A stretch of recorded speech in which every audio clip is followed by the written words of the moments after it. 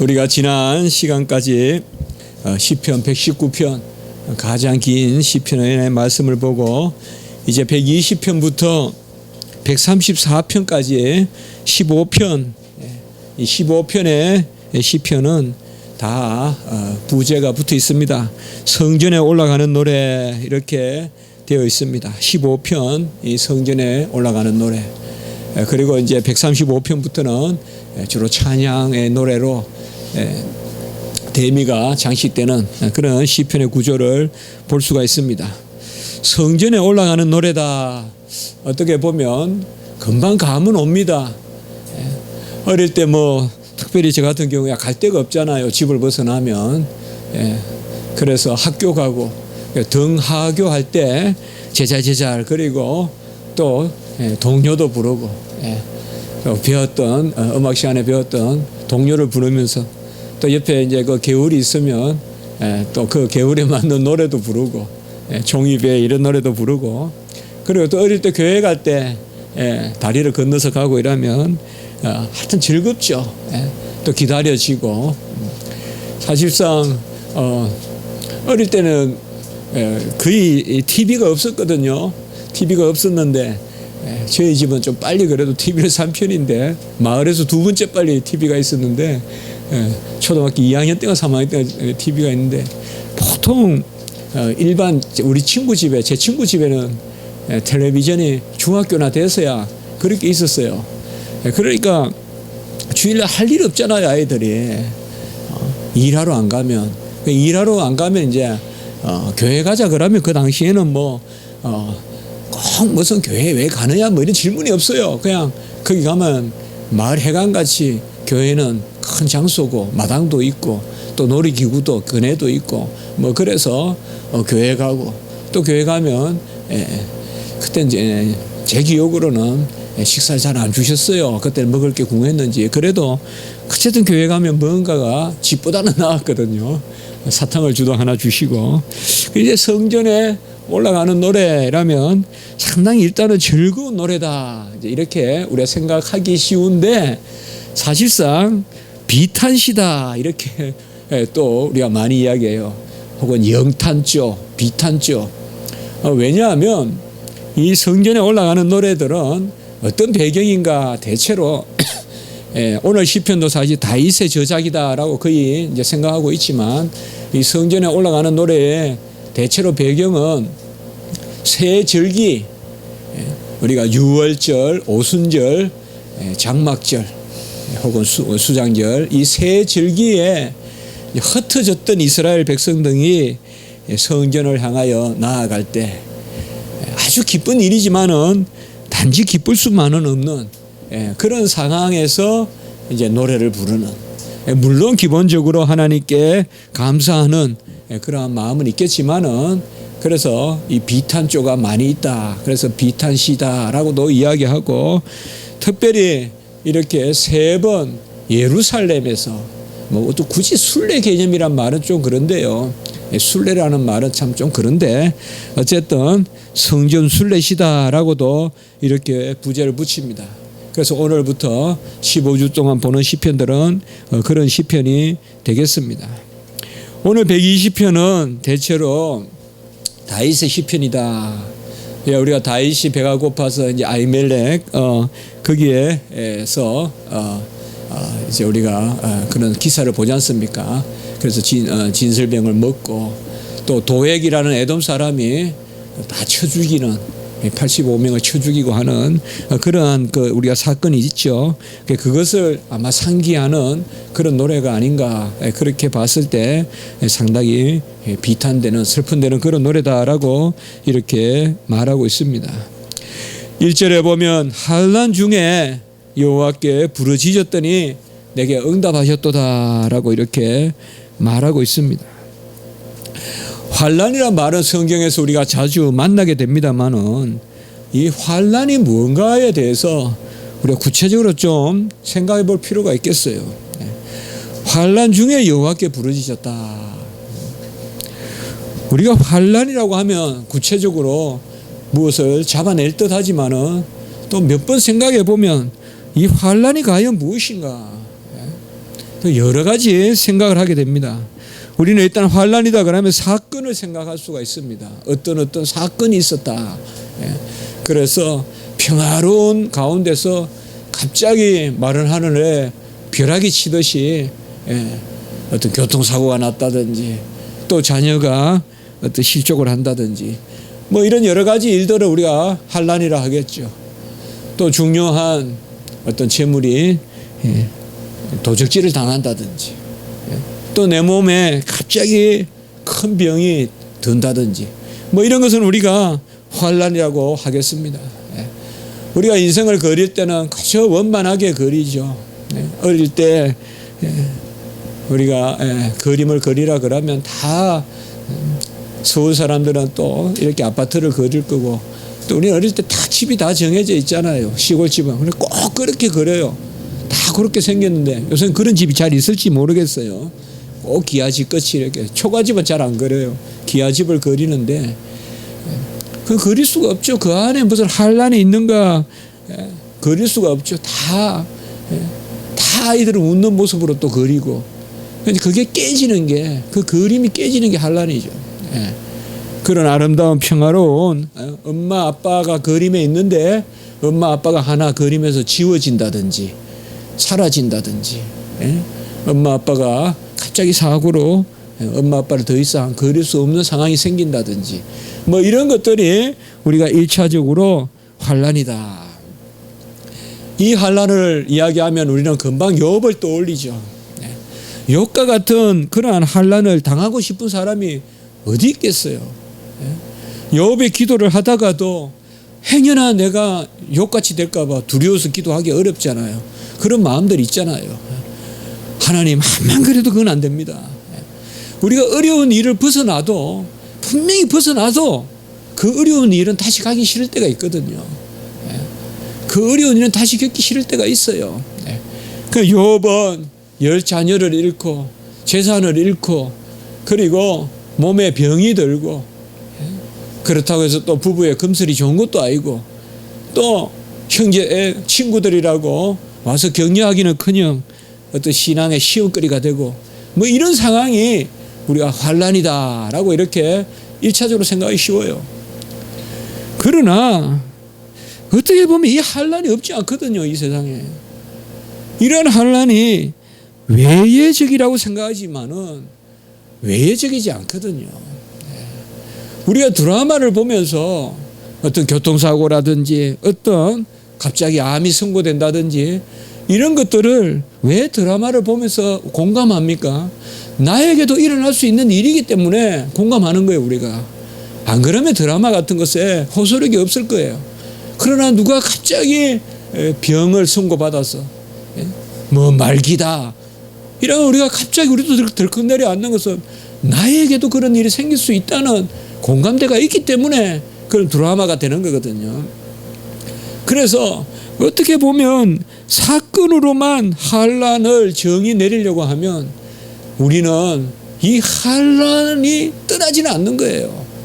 우리의 삶 가운데. 그리고 이 환란이라는 것이 우리가 정의 내릴 수가 없는 거예요.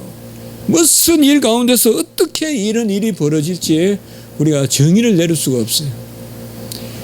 첫 번째는 우리가 환란을 사건으로 생각했을 때는 사실상 환란을 사건으로 이야기했을 때는 우리는 속수무책이다 이 말이에요. 여기서 우리가 한 가지 중요한 질문을 던져볼 수가 있어요. 과연 그것이 환란인가? 나이가 들어서 죽는 것이 환란인가? 또 우리가 살면서 어느 정도 병이 드는 것이 환란인가? 생각해 보면 다 환란이라고 생각하죠. 그러나 어떻게 보면 병 안 드는 사람이 어디 있어요? 이 세상에서. 죽지 않는 사람이 어디 있어요? 자녀를 잘 키워놨는데 안 떠나는 자녀가 어디 있어요? 또 속 안 썩이는 자녀가 어디 있어요? 그걸 다 환란으로 이야기한다 그러면 우리 인생은 어떻게 보면 잠시도 항상 기뻐하고 잠시도 범사에 감사할 시간을 가질 수가 없어요. 하나님은 분명히 범사에 감사하라, 항상 기뻐하라, 쉬지 말고 기도하라 하셨는데 이런 사건을 환란으로 생각한다 그러면 우리가 어찌 항상 감사하고 기뻐하고 범사에 감사하고 쉬지 않고 기도하고 항상 기뻐하겠어요. 그래서 사실상 환난이라는 것을 사건 그 자체로 본다기보다 우리는 환난을 두 번째는 상황으로 이해해야 된다. 어떤 형편이나 상황이나 특별히 영적 상황 가운데서 우리가 환난을 이해해야 된다. 저는 설교 노트에 결론적으로 환난을 종말론적으로 파악하자. 마지막 날 이것이 과연 나에게 덕이 되느냐 실이 되느냐, 마지막 날 이것이 과연 나에게 유익하냐 손해가 되느냐, 이 종말론적 사고 아니에요. 뭐 종말론은 크게 무슨 세상이 바뀌어서 종말이 아니라 마지막 하나님 앞에 설 것을 신전의식을 가지는 게 종말의식이거든요. 그러면 환난을 보는 우리가 기준은 뭐냐 말이죠. 마지막 하나님 앞에 나아가는 과정에서 그것을 가로막는 어떤 요소들, 이것이 나를 창수같이 에워싸서 내가 그곳에서 도무지 벗어나지 못하는 그러한 공고한 상태, 로마서 7장에 나오는 그것은 환난이다 이 말이에요. 그것이야말로 환난이라는 거예요. 어떤 일이나 사건이 아니라 목사님 그거 너무한 이야기 아니에요. 부모가 갑자기 자식을 잃게 됐다 칩시다. 이런 말을 하기도 싫지만 그게 어떻게 환난이 아니에요? 환난이죠. 그러나 환난이 아니에요. 분명히 하나님은 치유하세요. 그 사건 자체가 환난이 아니란 말이에요. 사건 하나하나를 가지고 우리가 일희일비할 것 같으면 이 인생을 살 수가 없어요. 그걸 자꾸 넘어서는 게 영적으로 성숙하는 거예요. 어떤 일이 어떻게 평화롭다가 불과 며칠 사이에 그냥 요백의 비보가 막 날라오잖아요. 재산이 몰수되고 강도가 들어오고 종들도 다 죽고 자식도 다 죽고 몸에 병이 들고 막 이게 막 완전히 그냥 막 비보가 막 날라오잖아요.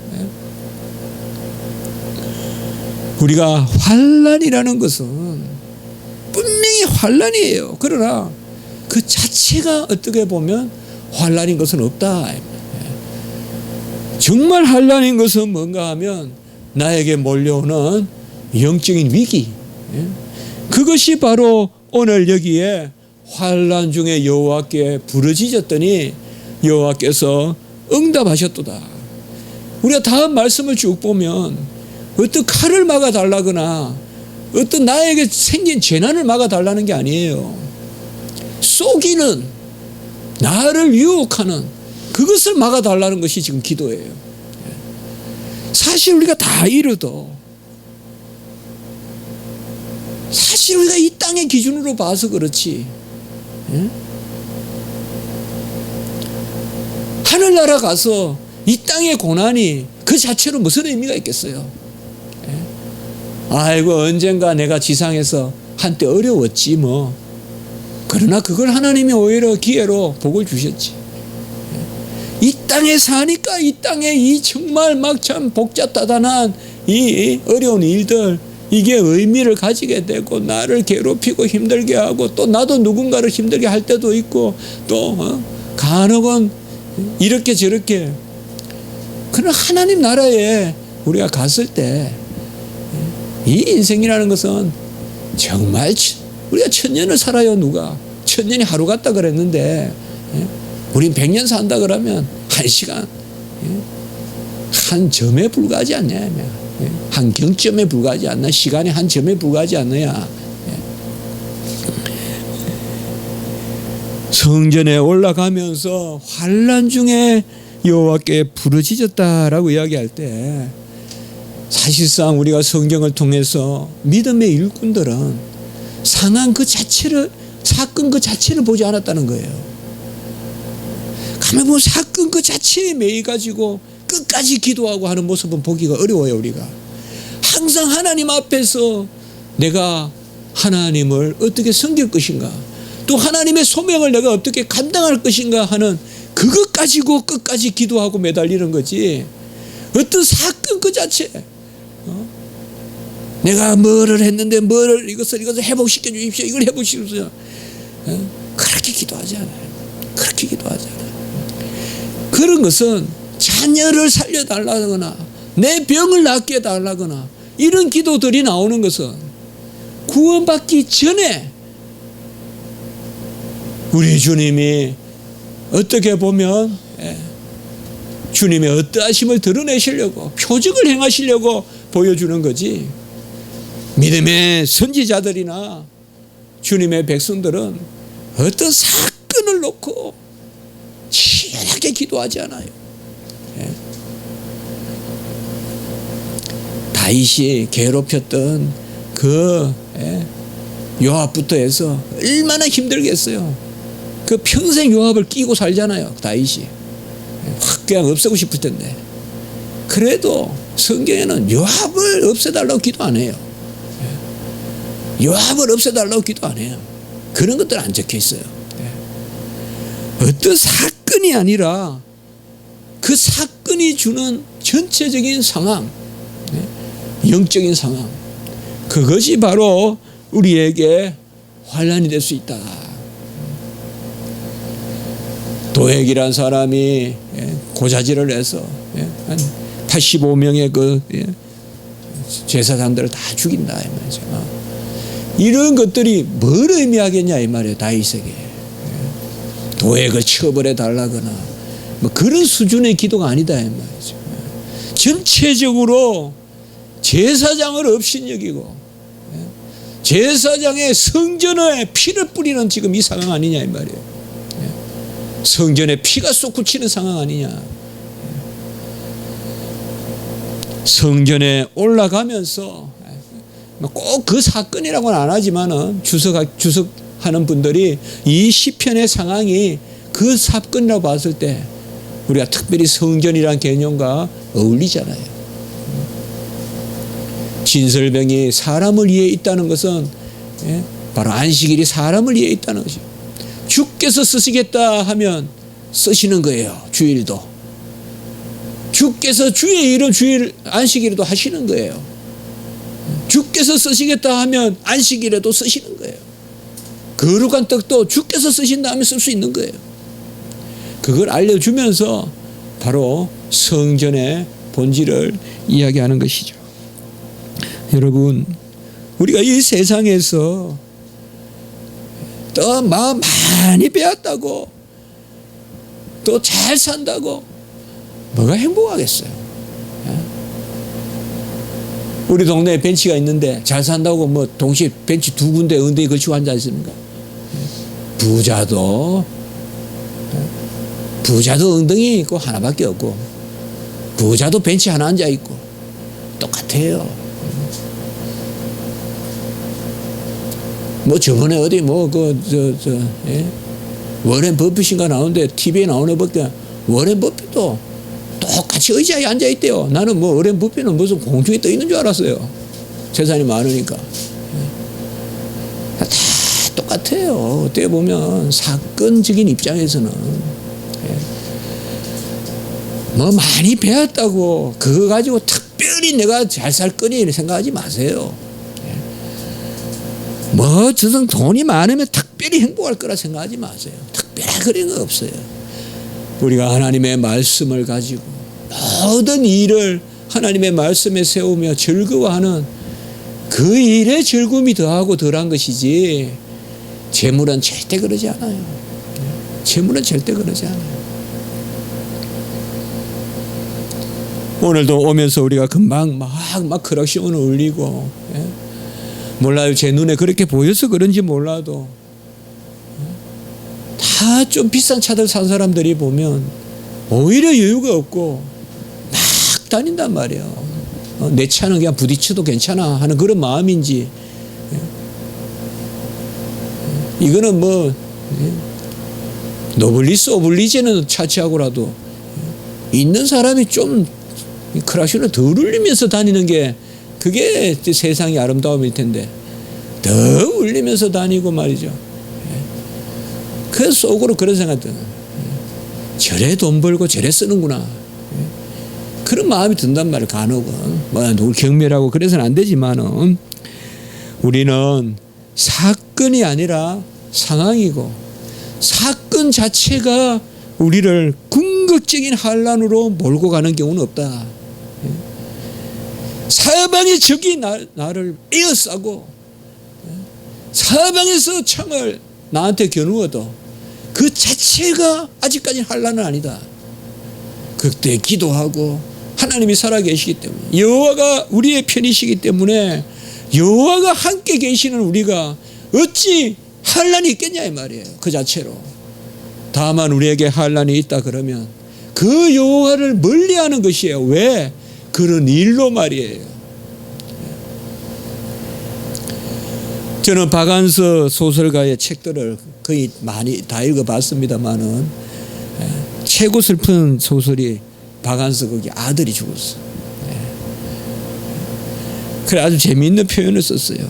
박안서 아들은 엄마가 쓴 거, 엄마가 그 로마 캐톨릭을 다니는 분인데, 그래서 못 견뎌서 저 수녀들이 막 돌봐주고 해서 이제 그걸 하는데,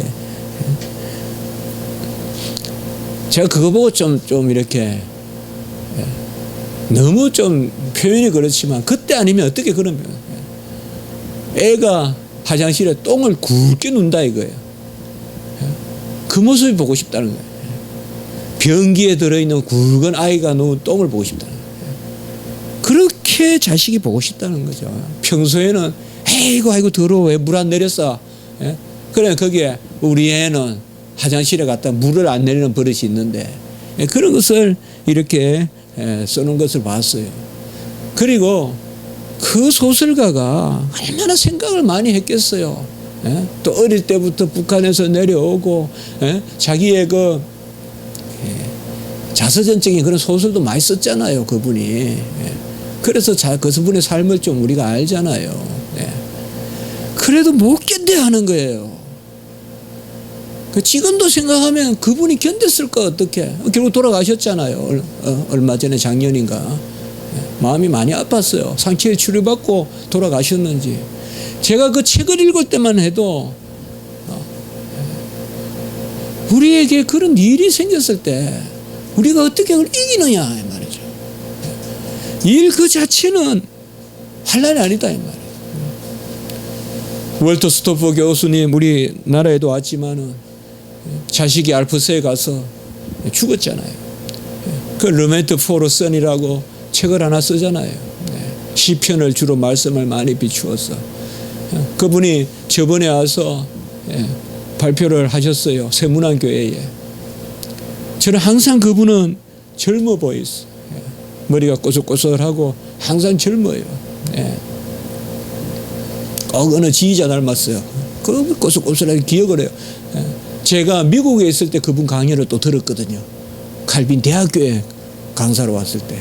꼭 10년 후에 이제 세문안교회에서 작년인가 제가 만났죠. 제일 관심사는 그 잃은 자식에 대해서 해법을 가졌는가. 그런데 그날 역시 보니까 자식 이야기를 잠깐 하는데 여전히 힘들어 하시더라고요. 여전히 힘들어 하시더라고요. 어떻게 보면 우리에게 거기에 책에서는 분명히 하나님께 바친다. 그러면서도 또 나는 어떻게 이걸 이겨나가느냐. 이제 그런 이제 그 책 내용인데 사실상 참 두렵죠. 그런 일이 안 생기지 않잖아요. 우리가 오늘 하루를 살고 또 이번 주 한 달을 보면 평생 장마비 맞은 적이 없는 것 같지만 여러분들 장마비 맞은 기억 하나씩 다 가지고 있을 거예요. 평화로울 때는 나는 언제 장마비 맞은 적 없으라고 하지만 그래도 우리 인생이 짧지만은 한 번은 장대비를 맞을 때도 있어요. 그게 우리 인생이거든요. 그래도 평소에는 또 까먹어요. 나는 그저 날마다 평화로운 삶만 사는 것 같아. 아까 어린아이가 그림 그릴 때 평화롭게 그리듯이. 내가 환난 중에 여호와께 부르짖었다라는 말은 모든 일들을 우리는 한 단계 의미를 부여해서 사건 그 자체가 아니라 그 사건 사건이 주는 어떤 상황, 정황, 의미, 이것을 가지고 여호와께 부르짖는, 어떻게 보면 이런 말씀이 될런지 몰라도 그 부르짖는 것을 배운 사람에게는 하나님이 환난을 절 주시지 않겠는가. 환난이 있기 전에 환난을 미리 바라보면서 기도하는 사람들, 그것은 곧 뭐예요? 지금을 감사하는 사람이겠죠. 꼭 어려움을 주시지 않더라도 내가 가진 자식이 귀하다는 것을 감사한다면 그런 환난을 안 주시겠죠. 우리가 말할 수 있는 건 이거밖에 없지 않겠어요? 환난을 막는 유일한 방법은 환난이 없는 나의 삶을, 환난 있을 때를 생각하면서 즐거워하고 감사하는 것. 지금 주신 공기가 없이 갇혀서 흑흑거렸을 것을, 그런 순간이 있을 것을 생각하면서 감사하는 것. 지금 내 방에서 누워서 잠자는 것을 감사하는 것. 언제 바깥에서 내쳐서 잠자리가 없이 덜해서 야생마같이 뛰어다닐지도 몰라. 그래서 우리가 미묘하지만 기도하는 거 아니겠어요? 네. 하나님 아버지, 그렇게 먼저 우리가 기도하지 않겠습니까?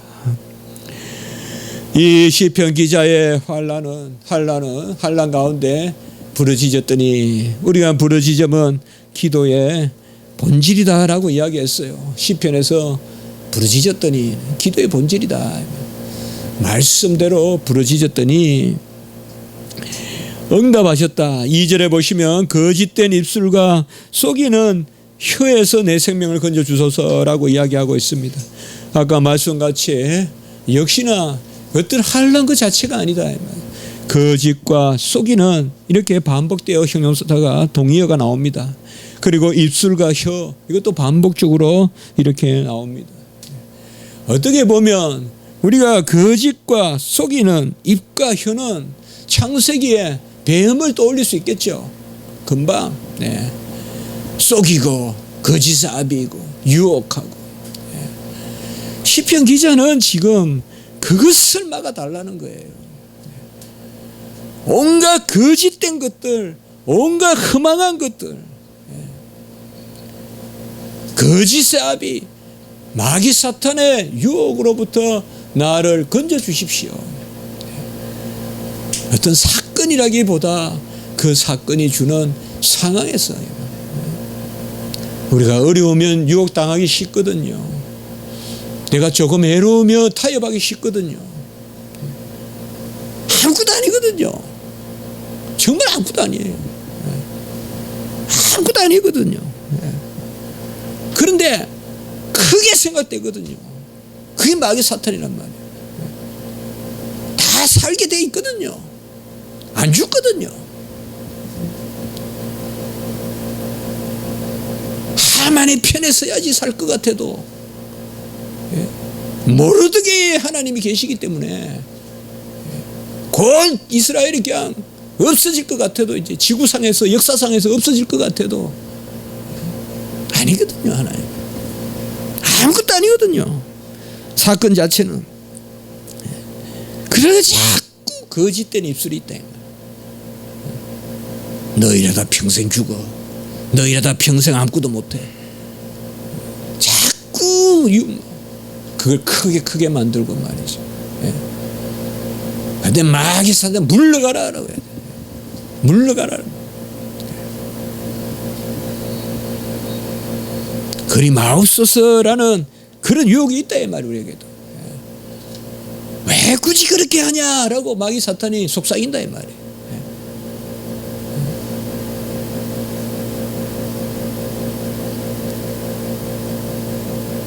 내가 이번에 저기 차 타고 오면서 평범이 스펙이다 이렇게 어느 교회에서 붙여놨어요. 평범하면 안 돼요. 우리는 영적으로는 비범해야 돼요. 평범이 스펙이다. 아니요. 어디 그래 성경에 그런 게 있어요. 평범하라는 것도 마귀 사탄의 유혹이에요. 그저 좋은 대로 좋은 게 좋다라는 것은 마귀 사탄 유혹이에요. 아무 일 없이 그냥 넘어가는 게 평화 아니, 샬롬 아니에요. 거짓을 피하세요. 거짓된 입술과 속이는 혀에서 내 생명을 건져달라고 했어요. 우리 성도님들 절대 정사나 건세나 흑암의 그 유혹에, 그 건세에 짓눌려서 죄짓지 마세요. 그거보다 비참한 거 없어요. 그거보다 내 인생에 책장을 넘길 때 부끄러운 일이 없어요. 좀 굶는 것은 전혀 부끄럽지 않아요. 타협한 것은 부끄러워요.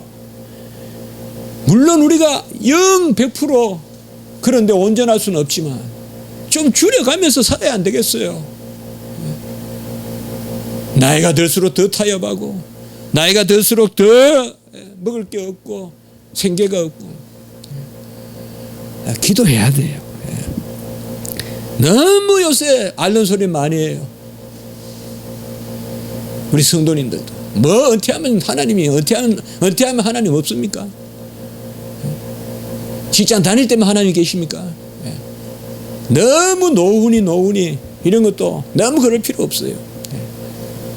차분히 안 굶어 죽고 살면 되는 거지, 무슨 노후에 그렇게 엘빙을 즐길 필요가 있겠습니까? 성경 볼 수 있고 밥 먹을 수 있으면 충분한 노후고, 점점 이 세상을 축소지향적으로 준비해야 하늘나라 가는 즐거움이 있지, 언제까지 버려놓고 늘어놓고 살다가 갑자기 데려가는, 그래서 정리가 되지 않는 그런 삶을 살겠어요. 평범한 게 아닙니다. 많은 것이 우리가 거짓에 속아요. 너무 우리 기독교인들이 세상의 평범을 쫓아가고 있어요. 세상이 좋다는 거 다 우리도 좋은 거예요. 하나도 그렇지 않다라는 게 없어요. 다 좋은 거예요, 다. 물론 죄는 싫어하지만 어찌 마귀 사탄이 죄라고 이렇게 써서 머리에 쓰고 나타납니까? 쏘기면서 나타나지.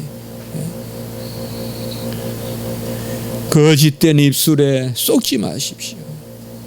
어떤 일이든 하나님 앞에 기도하고 많은 사람의 목소리에 귀를 기울일 필요도 있지만, 똑같은 성령의 지시함이 있어도 사도 바울은 다른 제자들의 말에 귀를 기울이지 않았어요.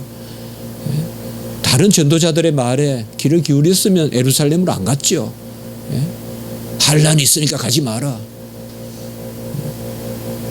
평범한 사람 같으면 환란이 있으니까 가지 마라, 그렇게 성령의 지시가 있었으면 왜 갑니까? 명분도 좋잖아요.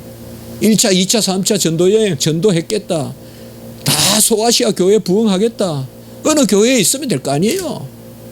그런 교회만 찾아다녀도 평생 살 거 아니에요. 굳이 예루살렘에 갈 필요가 있겠냐 이 말이에요. 환란이 기다리는데 뭐가 평범입니까? 평범하라.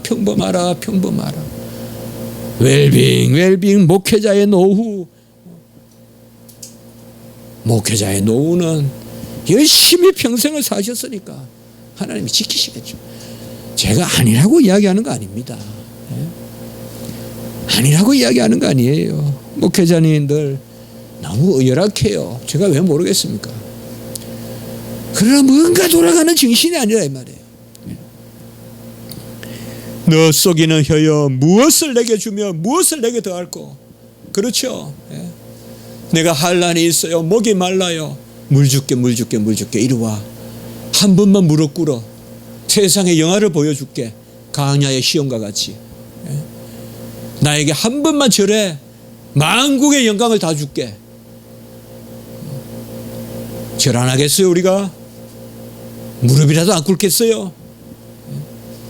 그거 하지 마라 이 말이에요. 그 거짓된 입술과 혀가 무엇을 더 할 수 있으며 무엇을 그것이 할 수 있겠냐 이 말이에요. 그 거짓된 혀에는 하나님의 심판만 임한다 이거예요. 4절에 보면 장사의 날카로운 화살이 어울리고, 이거는 그냥 쏴서 죽여버린다 이거예요. 거짓과 함께 짜가면 화살을 내가 맞아요. 로덴 나무의 숯불이다 이 말이야. 로덴 나무를 제가 분명히 봤거든요. 봤는데 잘 그려지지 않습니다. 설명을 여러분께 더 못하겠어요. 큰 나무는 아니에요. 그런데 오래 타는 나무입니다. 그러니까 여기 로덴 나무 숯불이란 말은 꺼지지 않는 불을 뜻해요. 어떻게 보면 지옥을 뜻한다고 볼 수 있어요. 오래 탄다 이 말이에요. 살랑살랑 거짓으로 우리를 유혹하는 그것이 뭘 줄 수 있겠으며 그것에는 장사의 화살이 적격이고 날라드는 화살이 쏠 것이요. 우리 성도 여러분, 절대 거짓에 거하지 마세요. 절대 거짓에 거하지 마세요. 거짓은 꺾인 갈대만도 못해요. 절대 능력이 없어요. 좀 늦게 가는 듯 해도 진실하고 그때 능력이 나타나는 겁니다. 매색에 머물며 계달의 장막 중에 머무는 것이 내게 하루다. 계속 그거예요 지금. 매색이라는 말은 야베스 후손이고 요새도 이런 비슷한 지명이 있어요. 이쪽에 우리가 다메섹도 매색이잖아요.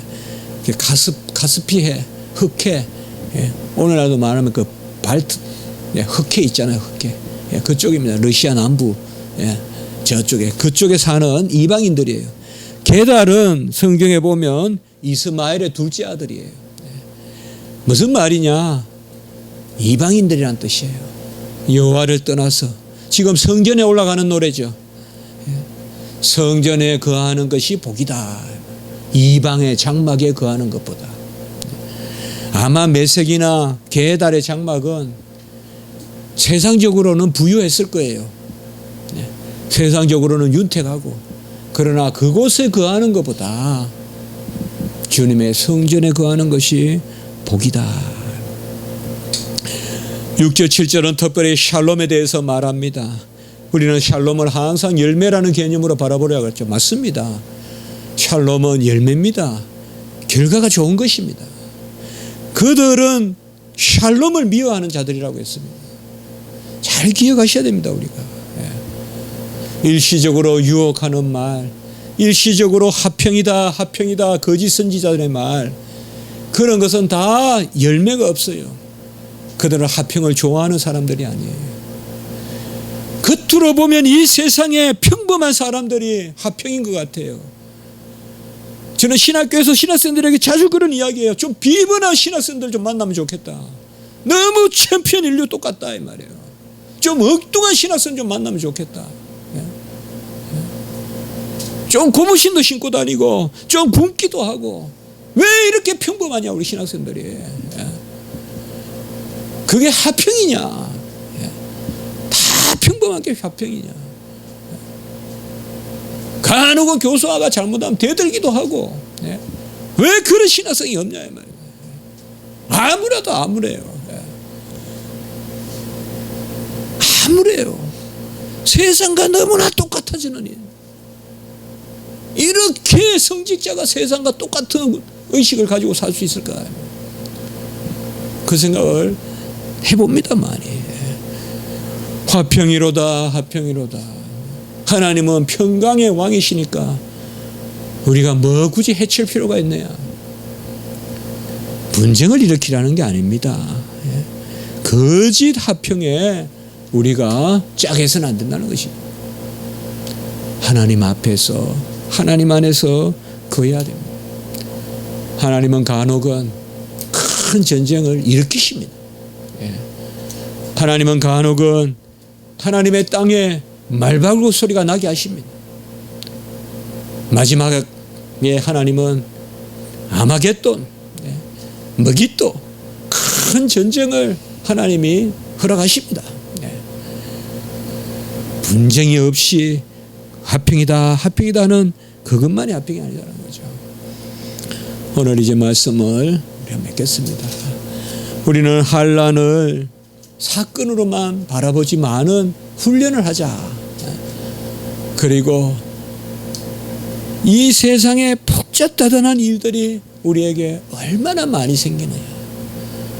이미 부모님을 여의거나 이런 일들도 얼마나 우리에게 큰 사건이었냐 이 말이죠. 그러나 그때 우리가 악해져서는 안 돼요. 사람은 조금 힘든 일을 당하면 악해져요. 막 살자 이런 말이 좀 생겨요. 그때 잘 다스려야 돼요. 부모님이 돌아가신다든지 이럴 때는 조금 악한 마음도 생겨요. 막 세상이 싫어지기도 하고. 그러나 우리가 오늘 말씀에서 진정한 환난은 없고, 달리 말하면 오늘 말씀의 결론은 성전에 올라가서 제가 모두에도 말씀을 드렸지만 예탄의 시라고 말하지만은 그것이야말로 기쁨이죠. 지금 우리가 누리는 것을 기뻐하자 이 말이에요. 지금 화장실에 변 잘 보고 있는 아이가 있으면 그걸 즐거워하자 이 말이에요. 꼭 공부 못하더라도 말이에요. 그걸 즐거워하자 이 말이에요. 그 생명을 즐거워하자 이 말이에요. 그걸 우리에게 전해줬다 이 말이에요. 그런 말씀을 가지고 정말 우리는 얼마나 자유롭습니까? 얼마나 오늘 저녁도 잘 먹었습니까? 감사합시다. 뭐 비본질적인 거 뭐 아무것도 아니에요. 그거 좀 더 돼봤자 아무것도 아니고, 덜 된다고 해서 크게 뭐 미치는 것도 아니고, 본질적인 기쁨을 가지고 하나님 앞에 나아가고, 모든 그런 사건적인 것을 넘어서서 하나님께 나아가는, 감사하면 어려움이 안 생긴다, 이런, 물론 하나의 섭리를 우리가 다 말할 수는 없지만 미묘한 우리의 두려움과 떨림은 거기 있다. 두려움과 떨림으로 기도하라는 것은 하나님 감사합니다 라고 할 때 하나님은 그래 너는 그것을 가질 자격이 있어, 그래 너는 그것을 취할 자격이 있어, 감사합시다. 작은 것을 감사하지 않으면 작은 것까지 빼앗아 간다는 것을 우리가 기억합시다. 작은 것을 감사하면 큰 것을 주신다는 것을 기억합시다. 작은 것 가졌다고 불평하면 그것까지 한 달란트까지 가져간다는 걸 기억하시고, 작은 것을 감사하면 더하여 주시는, 어린올 모든 것을 주시는 만유의 하나님을 우리가 기억합시다. 감사하고 나아갑시다. 기도드리겠습니다. 거룩하고 자비로우신 하나님 아버지, 이 세상에 한란 공고가 없지 않으나 우리 주님 어디나 계시고 모든 일에 간섭하시고 주장하심으로 우리가 이 일을 일 자체로, 사건을 사건 자체로 보지 말게 하시고 진정 여호와 하나님을 함께하고 함께 모시면 그 거짓의 괴계에 넘어가지 아니하고 여호와를 즐거워하면 그것이 우리에게 샬롬이고 열매라는 것을 기억하게 하시옵소서. 작은 일을 지극히 감사할 줄 아는 우리의 영혼이 되게 해 주시옵소서. 지금 우리 자신을 메고 있는 욕심과 아집과 우리 자신을 메고 있는 명예욕과 정욕과 모든 것을 내려놓게 하시고 감사의 심령이 우리 안에 충만하게 하여 주시옵소서. 감사하고 구주 예수 그리스도 이름으로 기도드리옵나이다. 아멘.